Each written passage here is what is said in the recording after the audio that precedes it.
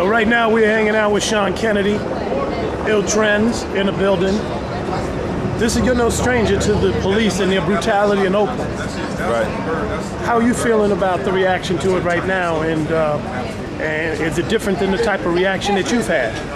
Well, I think, ultimately the proper response is going to be the legal response. Letting the lawyers and the courts go at it the way it should happen. The first response I had inside my heart was that, like so many others probably, I want to get my gun and go to war because I felt like there's a continued war against us with these type of incidents. So, I think, looking at what's going on and being a part of it, and physically being down here and seeing the vibe, I see there's people that are very angry that want to go to war, and then I see there's people out here that want to rationally think things out and go to war, but go to war in a different way where it could be effective long term. And that's probably the route that I would probably take ultimately, would be the long-term route, but definitely making sure that, this situation gets handled properly. What about the response from leadership in this community? The elected leadership, the BART leadership, police leadership. Here you had an execution. Do you think people should have been reacting to that, pissed off for jump, or? I mean, it's the same thing in America, man. I mean, we saw it on a bigger scale with Hurricane Katrina when George Bush and all those guys didn't react. It was no different here in Oakland, California. This is our Katrina. The mayor, the first time I saw the mayor on television was last night when things began to get unruly. I can't speak for all the city council people in the area, but I think De La Fuente is over the Fruitvale area. I haven't heard anything from him at all. I've heard names like Larry Reed and Desley Brooks, who are also community council, who showed up to protest. But ultimately, I'm not seeing anything. I see a lot of TV cameras down here. I don't see really, other than our local news, I don't see any of our local radio stations down here covering this event. So I think ultimately it took things to come to a bubble, to a head, for people to get out and protest, to even bring a press conference, which is happening today, or even bring Dellums out to even speak. Right now we are here, still down here with thousands of people at the Oakland Fruitvale BART station where Oscar Grant was murdered. A lot of artists from the town are out. We got DJ 12 in the building. Yes, sir. That's right. We got my man, Deuce Eclipse. Man, show the shirt of the day, man, right now. I think that statement says it all. Stop gang violence. What is that about, man? Stop police violence. You see, if you look, the gang is scratched out because it's police in its place. We got to stop police violence, you feel me? Because 2009 started off like this and it's not right. And we just out here supporting, man, trying to spread love to the community, show that we're together, you know what I'm saying, that we're united. And when they take one of our own, it's like we got to speak out, you know what I mean? It's like from all the way from Oakland to Greece right now, the streets is hot, so. Man, one of the things that's real interesting is the fact that it's interesting you called this a gang, because the first thing I thought about when that brother was shot, it looked like a gang initiation, man. And a lot of people have been saying that like they got a police gang inside the police department. Exactly, and it's horrible to see because it's reminiscent of mass murder. You know what I mean? That's how they get rid of a lot of people. Back of the head, turn around. It's a horrible thing to see, and it's even more horrible to think of the family who was able to even see it for themselves. You know what I mean? The injustice and just how unarmed people, innocent kids, man. You know what I mean? For no reason, getting sparked off, to the essence, and it's just not right, man. It hurts everybody. So definitely. How you feeling this, DJ 12? I'm feeling like this. When I first originally seen the footage, a lot of my folks, a lot of different people were saying it was an accident.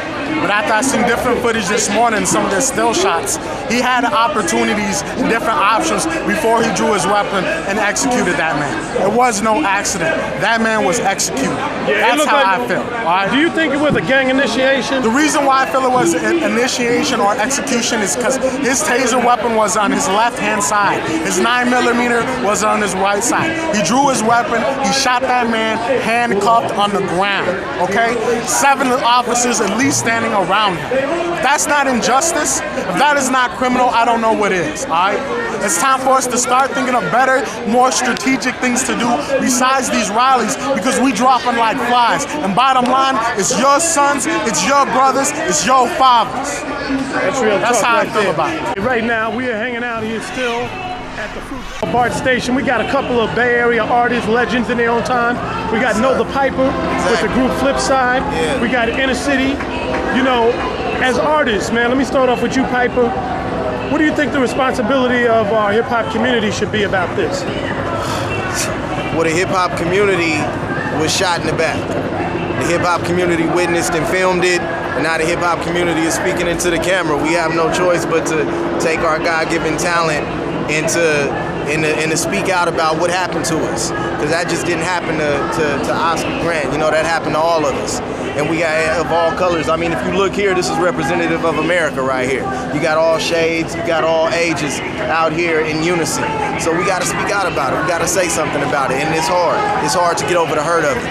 You know, I mean, that might be therapy, but we got to take it to the next level. You know, let me ask you this, man. How do you feel about it in the city? Like he was saying, when hip hop got shot in the back, we started with one of the first songs I ever really loved and listened was The Message. And now we're still living the message one way or another. Public Enemy, NWA, one way or another. We're all saying F the police. And today it's like F the police. It's not all about party and BS. It's about, you know, bringing a message out, and that's what we need to do today. And that's why we're here. All colors, all ages, and we need to make sure that Oscar Grant's name never goes in vain. And I'm tired of doing spoken word and all these other things off of the same stuff. If we don't make a stand right now, we'll be doing this February 7th, March 7th, and keep on going to 2020. This is tiring. What step will you personally take as Inner City? To continue on doing the same thing, just not to educate on what's going on, to police the police, to talk to these young kids and let them know that, you know, it could be you. Oscar Grant didn't even have a name, and now he has a name in the wrong way. People talk about, I heard somebody say, oh, he's gonna get $25 million, his family gonna get $25 million. That don't bring him back. $25 million, you're not gonna bring him back. They'd probably rather be broke and have their son than lose him like that, and we're tired of it. We're tired of police. You know, you've had national platforms, you know, with your group. Yeah. What do you think, you know, somebody like yourself, the Flipside, could do about Well, I've already sent out email blasts from our MySpace page. We can make songs, but you know, the ability as far as creatively speaking is limited for an artist, because artists don't necessarily control the avenues that the music gets to the masses. You know, you control your performance on the stage. You bring up international. A youth got killed by the police in Greece, you know, a couple weeks ago, 2-3 weeks ago.